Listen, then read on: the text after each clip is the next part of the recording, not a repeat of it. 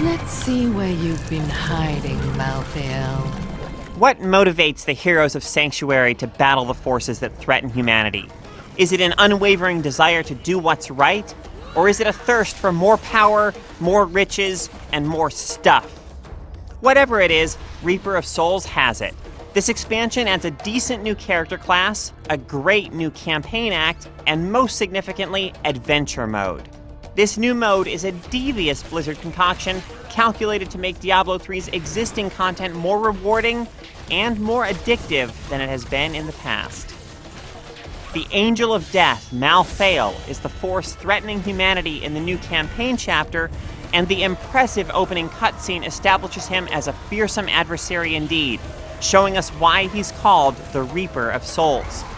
In a bid to end the conflict between angels and demons once and for all, Malthael is slaughtering humankind and adding the dead to his ever-growing armies.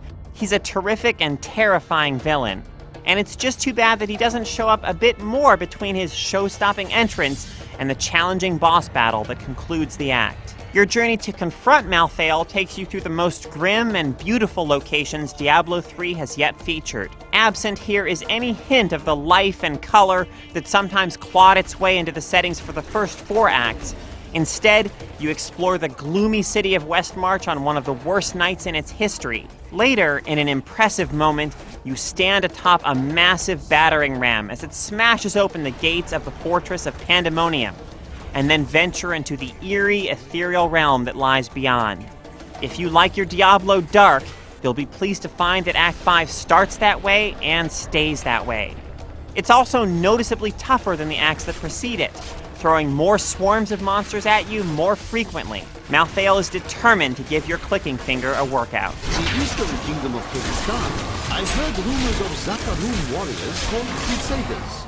While the natives were... Reaper of Souls raises the level cap to 70, giving each class new active and passive skills to unlock. Playing through Act 5 using my Demon Hunter, I made frequent use of her new Vengeance skill, which tremendously increases the amount of damage you deal for 15 seconds. And the expansion introduces a new class, the Crusader, a holy warrior who employs a mix of melee and ranged attacks. Crusaders feel weighty and formidable, able to bash foes with shields and cut a swath through enemies with flails, while also making use of defensive skills to manage the danger, like the ability to temporarily blind nearby enemies. They're a fine addition to Diablo III's existing pantheon of powerful heroes. But the most significant addition Reaper of Souls brings to Diablo III is Adventure Mode.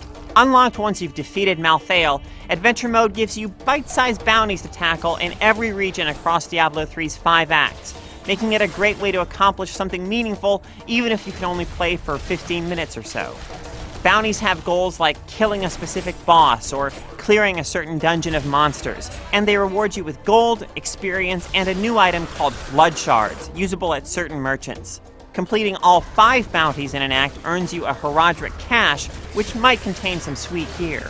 The best rewards, however, come once you collect 5 Rift Keystone fragments from doing bounties, and can then open a Nephilim Rift.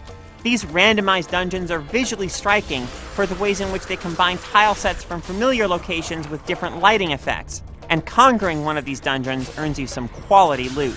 Diablo III is, at its core, a game about addiction. It tries to keep you coming back by tempting you with increasingly alluring rewards. With Adventure Mode, Diablo III now has a way to get bigger, better rewards to you faster than it has before. And if you're not happy with a particular piece of loot you earn, there's now a new artisan, the Mystic, who can replace one randomly generated property on a piece of gear for you. It's a bit of a gamble, but you might end up with something better. She can also change the appearance of your items, turning your armor into something that looks more stylish, or making your helm look like a hood. If you've played Diablo III before and found that it wasn't for you, the changes Reaper of Souls makes to the game won't be far-reaching enough to change your mind. Reaper gives those who already liked Diablo III more of what they already liked about it. Adventure Mode leverages Diablo III's existing content in a clever way, and with its haunting settings and memorable villain, Act 5 is the best chapter in the game's campaign. If you're looking for reasons to keep on clicking, Reaper of Souls has plenty.